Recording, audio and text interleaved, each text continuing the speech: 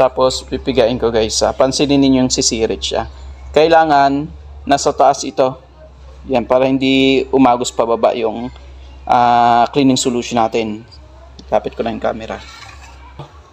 Pipigain ko guys. Ayun, barado talaga.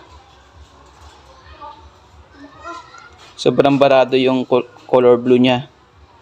Kailangan kasi hindi lumalaban yan kapag